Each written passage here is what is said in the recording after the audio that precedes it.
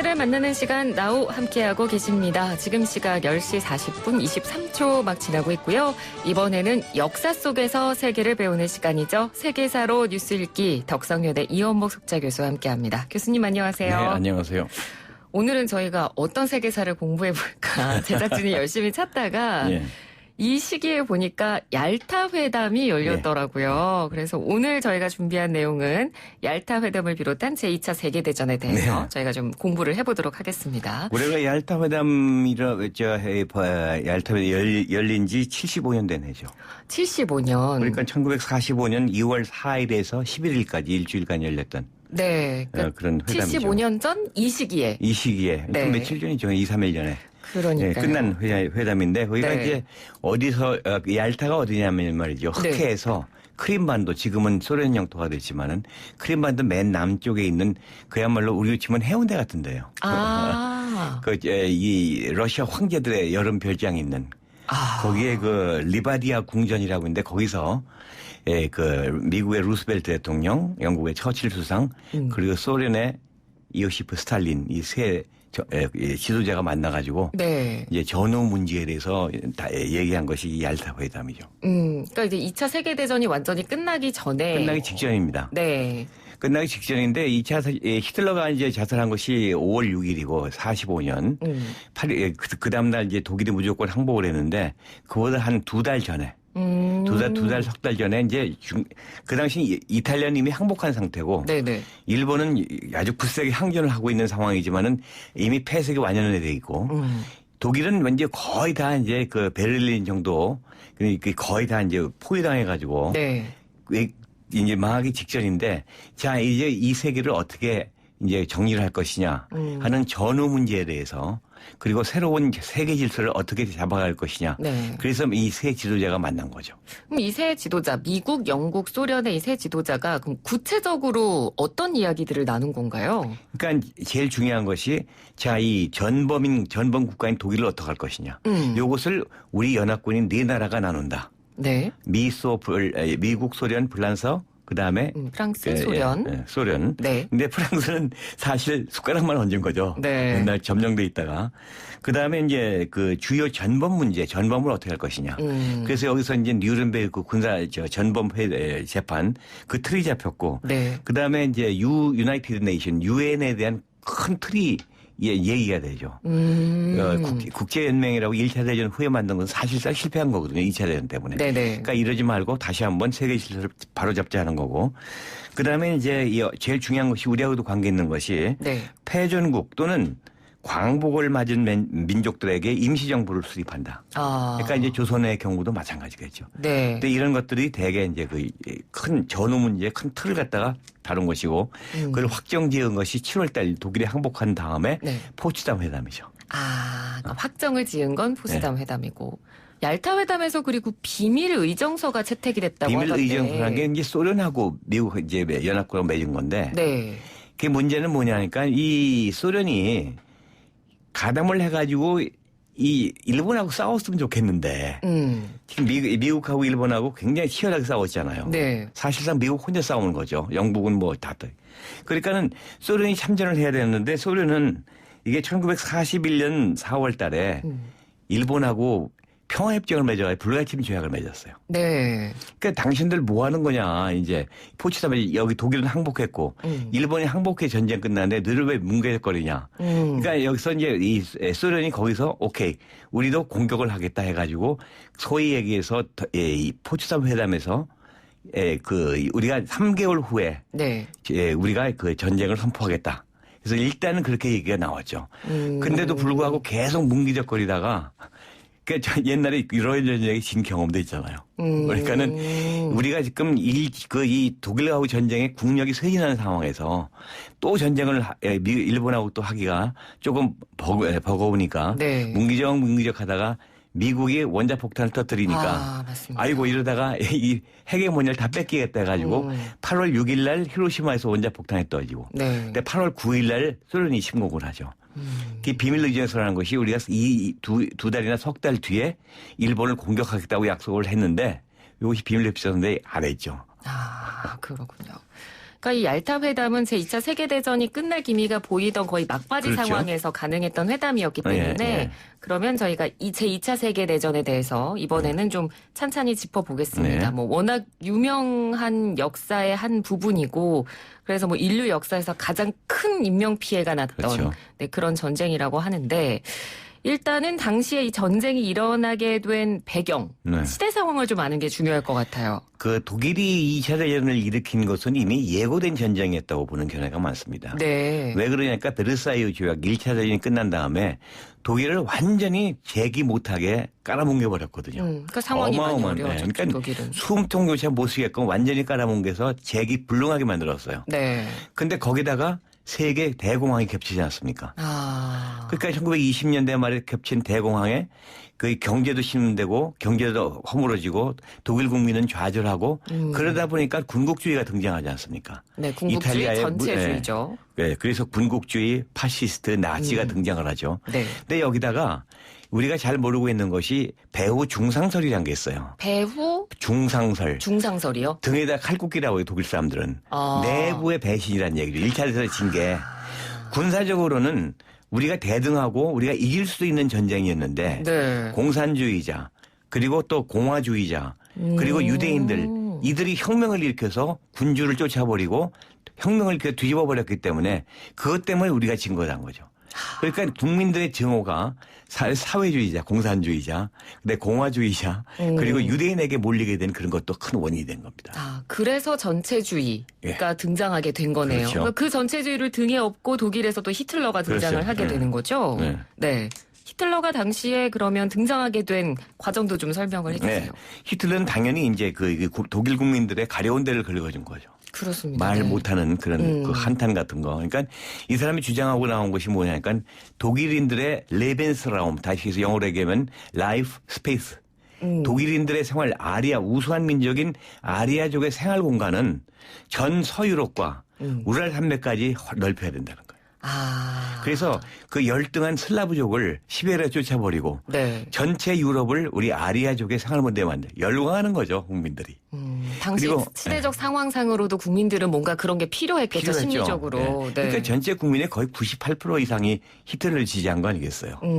할 말 없죠, 그 사람들 이제. 네. 그리고 또 뭐냐니까 우리가 전쟁 배상금을 물어야 되고 이거 갚을 필요 없다. 우리가 이렇게 억울하게 당한 거고. 그리고 그 군수 산업 못한다? 그거 우리 지킬 필요 없다. 그래서 중무장 시작하는 거죠. 아. 그래서 이제 이 히틀러의 생각은 전체 유럽을 장악할 우리 강한 아리아족이 전 유럽을 우리 아리아족의 세계로 만들어야 된다는 그런 꿈이 있었죠. 그러면 그 주장을 이제 뒷받침하기 위해서 네. 히틀러와 나치가 가장 먼저 침략했던 나라가 어딘가요? 보세요. 이제 독일이라는 나라가 이게 국경이 9개입니다. 네. 9개 나라 등대고 있어요. 그러면 항상 동과 서가 적으로 쌓여 있습니다. 그러면은 두 군데서 한꺼번에 전쟁할 수 없잖아요. 네. 그러니까 서쪽은 잠깐 뒀다가 동쪽의 주변 나라부터 정리하고 서쪽을 친다는 얘기죠. 그러다 보니 제일 가까운 게 폴란드, 그다음에 체코슬로바키아, 오스트리아입니다. 그래서 제일 먼저 바로 이웃 나라인 오스트리아가 히틀러가 오스트리아 사람이니까 네. 같은 민족이라는 이유로 합병을 해버리고 그다음에는 체코하고 이 독일 국경에 많이 수데텐란드라고 그러죠. 네. 거기에 독일 사람들이 많이 사니까 여기를 우리에 돌려달라. 그런 걸로 한 다음에 그 이 챔버린이나 이런 사람들이 와서 뮌헨 협정에서 그걸 들어주니까 아예 체코를 통째로 먹어버리죠. 그 다음에는 폴란드하고 폴란드의 문제인데 소련하고 스탈린하고 히틀러가 비밀 협정을 합니다. 네. 야, 우리가 폴란드를 우리 갈라먹자. 그래가지고선 8월 23일 날 1941년이죠. 8월 23일 날 불가침 조약을 맺습니다. 독소 불가침 조약이죠. 네, 이게 39년이죠. 바로. 네, 독소 39년. 불가침 조약을 맺어가지고 우리가 이 중앙을 쭉 잘라가지고 서쪽은 독일이 먹고 동쪽은 러시아가 소련이 먹어라 해서 네. 9월 1일 날 침략을 한 겁니다. 그래서 폴란드를. 그러니까 매 일주일 후에 소련이 들어왔고. 네. 그래서 이 동맹을 맺었던 이 연합군 측은 독일에게 선전포고를 했고. 그러니까 폴란드, 체코, 오스트리아 다 정리가 되니까 그다음에 그 다음해인 40년에 서유럽을 침공한 거죠. 아, 그러면서 제2차 세계대전이 네, 시작이 이제, 되는 거죠. 그렇죠. 네. 그러니까 독일이 폴란드를 침공하면서 이제 제2차 세계대전이 본격적으로 시작이 되는 건데 이제 뭐 독일이 이렇게 시작을 했으니까 기세를 막 몰아가지고 그렇죠. 영국이 당시에도 연합국의 핵심이었잖아요. 연합국의 핵심인데 홀로 떨어져 있잖아요. 네. 그래서 이 히틀러가 이게 해군은 안 되니까 이것은 공습을 통해 가지고 영국을 점령하겠다 했는데 네. 끝까지 막아내죠.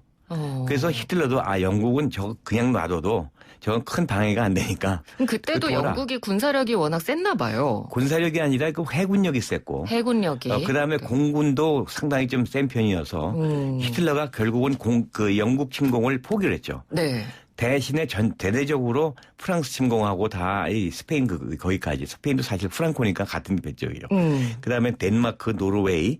이제 스웨덴은 거기를 안 갔어요. 그러니까 이게 소련을 자극하지 않기 위해서. 네. 그래서 스웨덴한테는 길만 비켜주면 노르웨이 가는 길만 비켜주면 너희 안 먹겠다 해가지고 네. 스웨덴은 안 당했죠. 이런 식으로 전 유럽을 먹은 다음에 이제는 됐다. 그래서 1941년 6월 22일 바바로사 작전이라고 해서 소련을 침공하는 거죠. 그러니까 그 독소 불가침 조약도 이제 듣지도 않고. 듣지 않죠. 다 정리죠.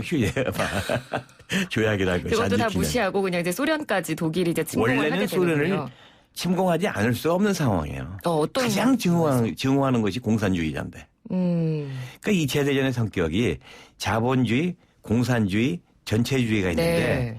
이 자본주의와 공산주의, 즉 소련과 미국이 손을 잡고 전체주의를 밀어낸 전쟁이 2차 대전입니다. 그러다가 그럼 독일이 소련을 충동을 했다가 네. 뭐 초반에는 성공적으로 잘 가다가 나중에 그러면 이제 좀 기세가 기울었던 건 언젠가요, 독일이? 그게 이제 그 1년 사이인데요. 네. 1941년 6월 22일 날 세 방향으로 나눠서 약 300만 대군이 진격을 합니다. 레닌그라드, 지금의 상페테르부르크죠. 네. 그다음에 모스크바, 그다음에 키예프라고 해가지고 그 우크라이나 중심지 네. 세 방향으로 들어가는데 이 세 군데가 다 막혀요. 방어선에. 처음에는 파죽지세를 몰고 가다가 이 소련이 워낙 사람이 많잖아요. 그렇죠. 또 춥고. 거의 뭐 인해전술 비슷하게 돼가지고. 네. 결국은 이게 성공을 못하고 거기서 이게 독일의 기가 다 빠집니다. 그러니까 잘 생각해 보세요. 노르망디 상륙작전이 44년 6월이에요.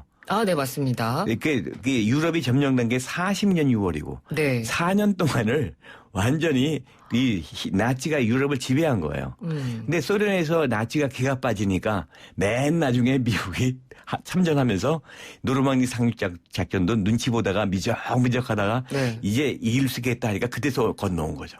그래도 그 노르망디 상륙 작전 때문에 결정적으로 이제 독일이 기세가 그러니까 기우는 독일이 사건이 된 양쪽에서 거잖아요. 공격을 받게 되는 거죠. 서쪽에서는 연합군, 네. 동쪽에서는 소련군. 그렇게 되는 거죠. 그러면서 이때 당시에 히틀러가 네. 스스로 자살하는 계기까지 그러니까 5월 가게 8일, 되는 거죠. 6월인가 그때 이제 자살을 하죠. 패전하면. 근데 이 제2차 세계대전이 이제 그러면서 공식적으로, 그러니까 그 독일이 유럽에서의 공식적인 전쟁에 막을 내리게 되는 네. 사건이 바로 이 노르망디 상륙작전이었는데 네. 이 제2차 세계대전에서 보면 독일 편에서는 동맹국들도 있었잖아요. 많았죠. 네. 거기 뭐냐니까 제일 먼저 이제 헝가리인데 네. 헝가리는 오스트리아 헝가리 제국으로 같이 끈끈하잖아요. 그러니까 오스트리아가 합병이 되니까 헝가리도 당연히 그쪽에 서는 것이고 그다음에 루마니아, 불가리아 그쪽인데 발칸반도 네. 이 사람들은 소련하고 너무 핍박을 받으니까 소련이 싫으니까 그쪽에 붙었죠. 일본도 독일 쪽이었고. 일본은 독일 쪽에 추축국이라고 해가지고. 네. 그래서 본인들을 자기들이 국제관계의 중심이다 그래서 방금 말씀해 주신 네. 추축국이라고도 그렇죠. 불렀었는데 일본이 또 그래서 이 제2차 세계대전을 계기로 동남아 쪽으로 또 세력을 뻗치게 되는 네. 그런 계기가 되는 1940년 거잖아요. 6월에 이 서유럽, 프랑스, 영국 힘 못 쓰고 네. 전쟁이 본격화되니까 여기 인도네시아, 네덜란드라든지 네덜란드, 인도네시아, 그다음에 프랑스가 점령했던 인도차이나, 버마 그쪽은 완전히 무주공산 아닙니까? 홍콩 뭐 이런데. 네. 그러니까 이 일본이 이때가 찬스다 해가 대동아 공영권이라는 말을 내세우고선 물밀듯이 이 동남아로 내려왔죠.